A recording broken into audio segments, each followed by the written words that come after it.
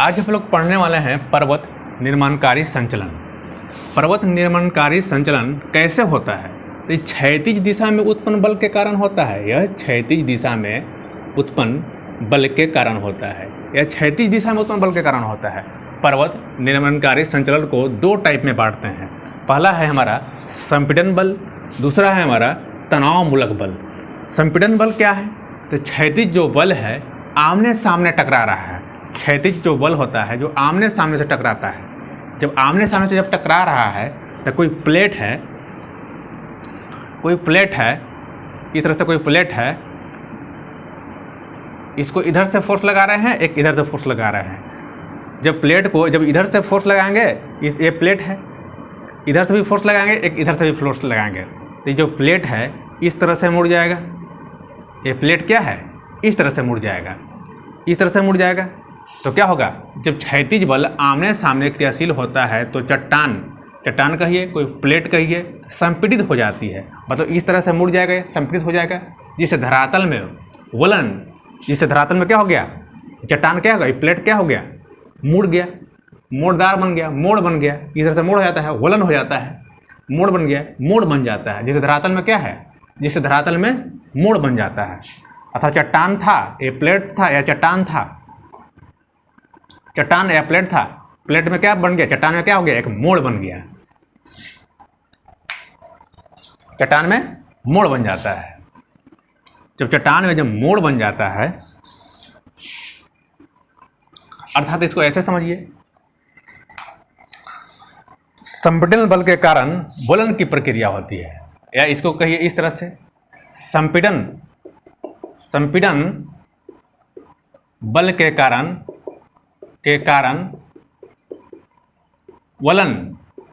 वलन की प्रक्रिया होती है।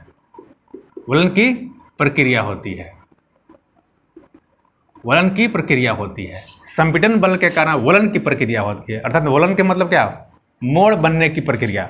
वलन के मतलब क्या? मोड़ बनने की प्रक्रिया।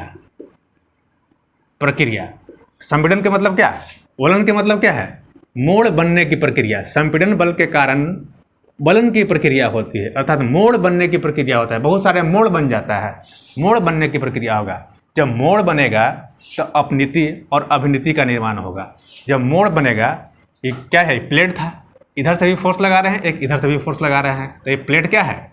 इस तरह से मुड़ जा रहा है, अर्थात मोड़ बन जा रहा है, वलन हो जा रहा है। वलन मोड़, बहुत सारा मोड़ बन रहा है, अनेक मोड़ के मिला के वलन का निर्माण हुआ। मतलब बहुत सारे मोड़ बन गया तो वलन का निर्माण हुआ। तो क्या है? वलन बन गया। ये तो वलन क्या है? एक मोड़ बनने की प्रक्रिया है, तो जिससे अपनीति और अभिनीति का निर्माण होता है। जिससे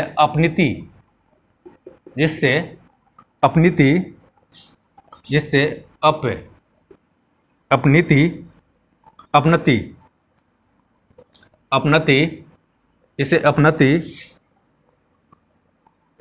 एवं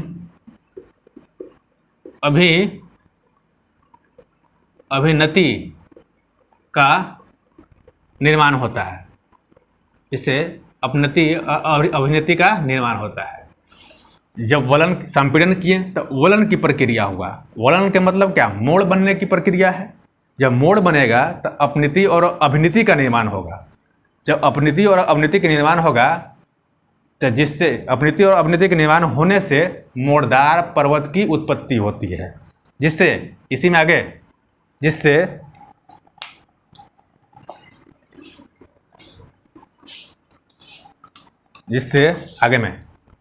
यहाँ आगे हैं, जिससे मोड़दार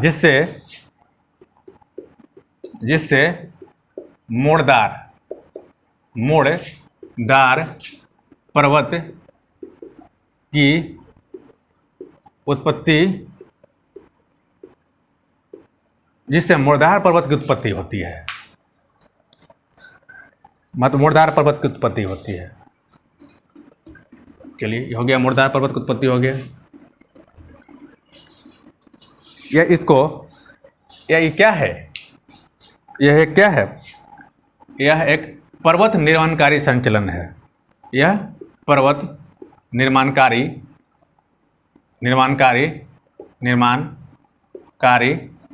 संचलन है। यह क्या है? एक पर्वत निर्माणकारी संचलन है। अब सेकंड पॉइंट में आते हैं तनावमूलक बल में। तनावमूलक बल प्लेट में, इसमें क्या था? संपीड़न में क्या था? एक प्लेट को दोनों तरफ से फोर्स लगा रहे हैं, तो वलन की प्रक्रिया के द्वारा मोड़दार पर्वत की उत्पत्ति होती है। वलन की प्रक्रिया के द्वारा मोड़दार पर्वत की उत्पत्ति होती है। इसमें क्या है? कोई प्लेट है या कोई चट्टान है, दोनों तरफ से खींच रहे हैं। इसमें क्या है? एक चट्टान है, दोनों तरफ से हम खींच रहे हैं। मतलब क्या है? एक चट्टान को दोनों तरफ से खींचेंगे हम, तो इसमें क्या होगा? इस चट्टान में चटकन हो जाएगा। चटकन मतलब चटक जाएगा, मतलब थोड़ा सा निशान आ जाएगा, चटक जाएगा। ये चटकने के बाद इसमें दरार पड़ जाएगा। जब दरार पड़ जाएगा तो कुछ समय के बाद क्या हो गया? भ्रंश टूट जाएगा, टूट के अलग हो जाएगा। जब टूट के अलग हो जाएगा, इस तरह से टूट के अलग हो जाएगा, तो क्या है? इसमें कहने का मतलब कि क्षैतिज, इसमें क्या है? क्षैतिज बल जब विपरीत दिशा में क्रियाशील होता है तो तनाव की स्थिति उत्पन्न हो जाती है। जब क्षैतिज बल विपरीत दिशा में उत्पन्न हो, जब क्षैतिज बल विपरीत दिशा में क्रियाशील होता है तो तनाव की स्थिति उत्पन्न हो जाती है। क्षैतिज बल है क्या है? विपरीत दिशा में, इधर है, इधर में काम कर रहा है, एक इधर में काम कर रहा है। एक प्लेट है, दोनों तरफ से खींच रहा है। दोनों तरफ से खींचने के बाद में क्या है? चट्टान में दरार पड़ गया, चटकन हुआ, फिर दरार पड़ गया, तो फिर क्या होगा? भ्रंश हो गया, टूट के अलग हो जाता है। तो क्षैतिज बल, जब क्षैतिज बल विपरीत दिशा में क्रियाशील होता है तो तनाव की स्थिति उत्पन्न हो जाती है, जिससे धरातल में चटकन, दरार और भ्रंश का निर्माण होता है। अतः इसे ही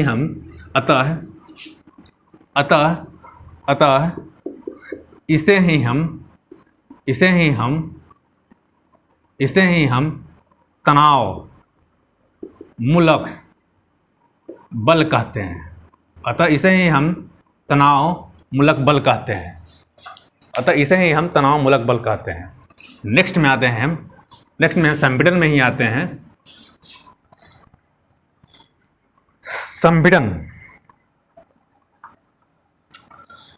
संपीड़न बल के कारण या संपीड़न, देखिए इसमें आते हैं संपीड़न। अभी इसको छोड़ देते हैं।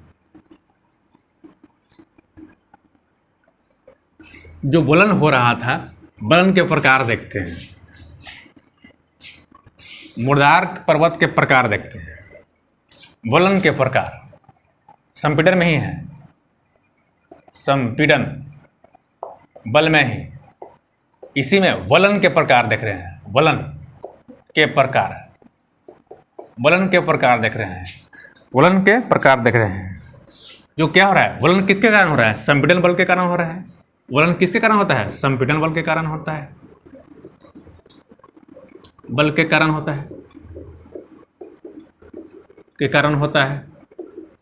संपीड़न बल के कारण होता है। तो वलन के प्रकार देखते हैं। फर्स्ट प्रकार में देखते हैं हम सममित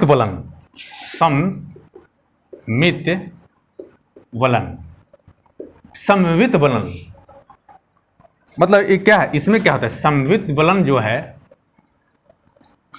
देखिए वलन इस तरह से होता था, इस तरह से होता है, आगे इस तरह से जाएगा। एक ही को लेते हैं। अब इसको क्या है? बीचों बीच अगर काट दें, सिमेट्री एक लंब डाल देते हैं, बीच बीच दोनों को फाड़ देते हैं, मतलब काट दिए अलग से, तो इधर का जो हिस्सा हुआ, जो इधर वाला है यहाँ से और इधर वाला, दोनों क्या होता है? बराबर होता है। बीचों बीच अगर काटते हैं सिमेट्रिकली, तो इधर का हिस्सा और इधर का हिस्सा दोनों क्या है? बराबर हो जाता है। तो उसको क्या बोलेंगे हम? सममित वलन कहेंगे। दोनों भुजाओं को लिखते हैं, दोनों भुजाओं के मतलब क्या है? दोनों भुजाओं, इधर के भुजा, एक इधर के भुजा, दोनों भुजाओं के लंबाई और ढाल क्या होता है? समान होता है। इधर की जो लंबाई है, ढाल है, जितना इधर जितना लंबाई है तथा ढाल, इधर का ढाल, इधर का ढाल, इधर का ढाल, इधर का लंबाई, इधर की लंबाई, दोनों क्या होता है? समान होता है। दोनों तरफ समान हो गया, तो इसको क्या बोलेंगे हम? सममित वलन कहेंगे। अब नेक्स्ट में आते हैं, पहला था इसका दूसरा देखते हैं, असीमित वलन। दूसरा नंबर असीमित वलन। असीमित वलन इसमें कहता है क्या है कि इसमें कहता है कि लंबाई ढाल असमान होता है, असमान है। मतलब इस तरह जो वलन है, इस तरह से वलन बनाया है, दोनों को अगर सिमेट्रिकली काटते हैं हम, तो इधर के जो लंबाई है या ढाल है, इधर के लंबाई ढाल के बराबर नहीं है। दोनों क्या है, अलग अलग है। इधर का ढाल कुछ है, इधर का भी ढाल अलग है, कुछ है। अर्थात इधर की जितना लंबाई है, इधर की लंबाई उतना नहीं है। दोनों क्या है, दोनों तरफ की जो लंबाई या ढाल है डिफरेंट है, असमान है। अब आ रहे हैं सेकंड पॉइंट में, एक दिग्नत वलन। एक दिग्नत वलन एक दिग्नत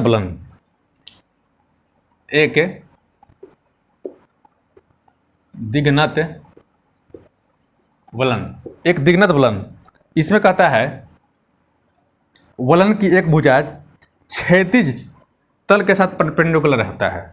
वलन की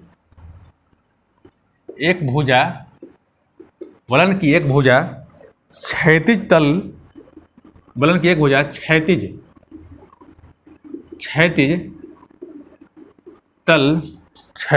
के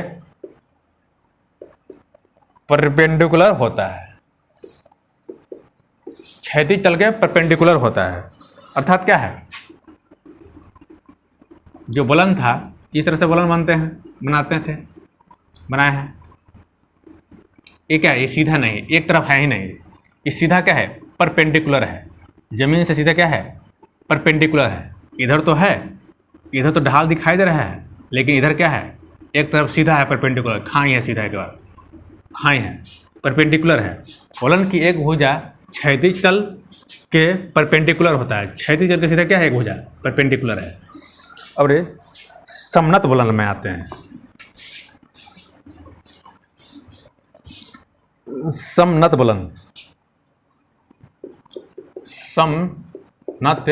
वलन ये क्या है, समनत वलन में परिभाषा लिखते हैं। वलन की दोनों भुजाओं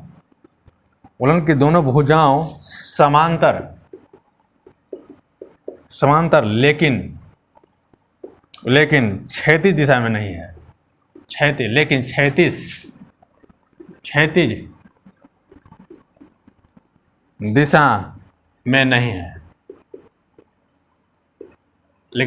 दिशा में नहीं है, वलन के दोनों भुजाएं समानांतर है, लेकिन क्षैतिज दिशा में नहीं है। लेकिन इस तरह से है, क्षैतिज दिशा में नहीं है, मतलब इस तरह से नहीं है, क्षैतिज दिशा में नहीं है। वलन की दोनों भुजाएं हैं समानांतर हैं, लेकिन समांतर है। देखिए दोनों तरफ क्या है, दोनों समानांतर है, लेकिन क्षैतिज दिशा में नहीं है। मतलब क्षैतिज दिशा में होने के लिए इस तरह से होना चाहिए था, इस तरह से नहीं है, क्षैतिज दिशा में नहीं है। वलन की दोनों भुजाएं समांतर है, लेकिन क्षैतिज दिशा में नहीं है। इस शेप में होगा, इस शेप में आएगा। नेक्स्ट पॉइंट में आते हैं।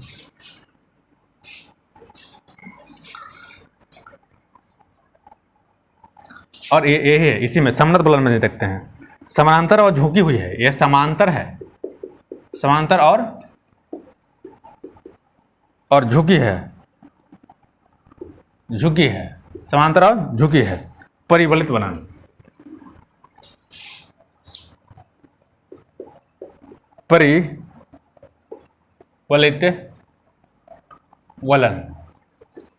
परिवलित वलन ये क्या है, परिवलित वलन क्या है, वलन की दोनों भुजाएं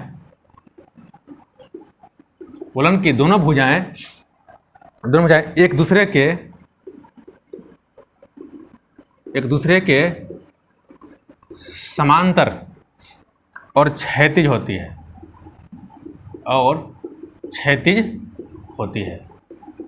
ये कहता है कि वलन की दोनों भुजाएं एक दूसरे के समांतर लेकिन क्षैतिज होती है, इस तरह से है। इसका शेप क्या है? वलन की दोनों भुजाएं क्या है? समानांतर है और क्षैतिज दिशा में दोनों है, इस तरह का शेप में हो गया।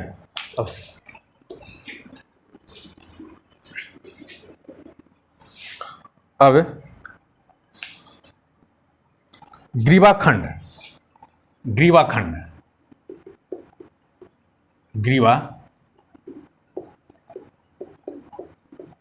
ग्रीवाखंड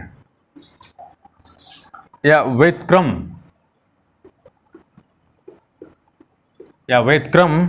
भ्रंशतल या व्युत्क्रम भ्रंशतल, ये क्या है? इसमें परिभाषा पहले अत्यधिक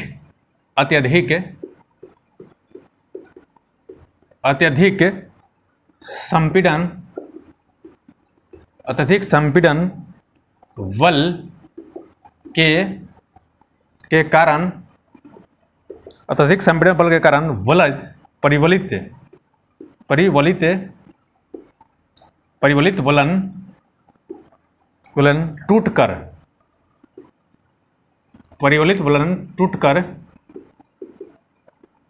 टूटकर एक भाग परिवलित वलन का टूटकर एक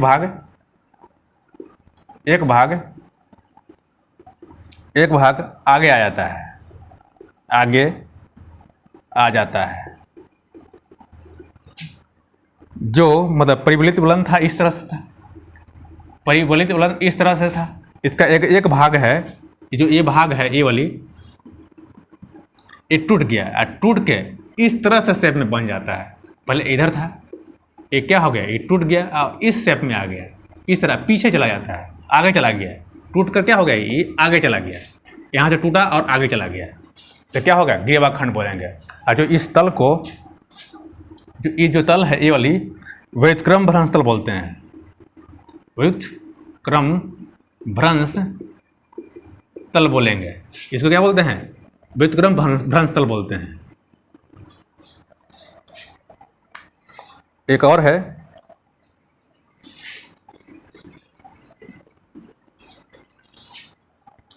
प्रतिवलित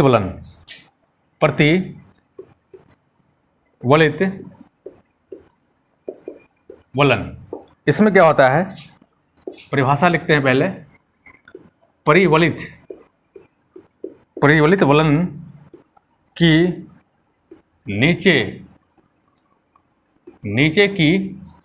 नीचे की भुजा टूटकर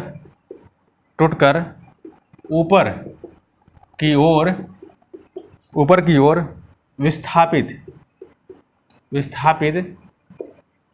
हो जाती है। जो परिवलित वलन था इस तरह से था, परिवलित वलन। जो नीचे वाला जो भुजा है ये टूट गया, जो नीचे वाला जो भुजा था इसको टूट के ऊपर की ओर विस्थापित हो गया, इस तरह से ऊपर की ओर विस्थापित हो गया, इस तरह से ऊपर की ओर विस्थापित हो जाता है। तो इसको क्या बोलेंगे? प्रतिवलित वलन बोलेंगे हम।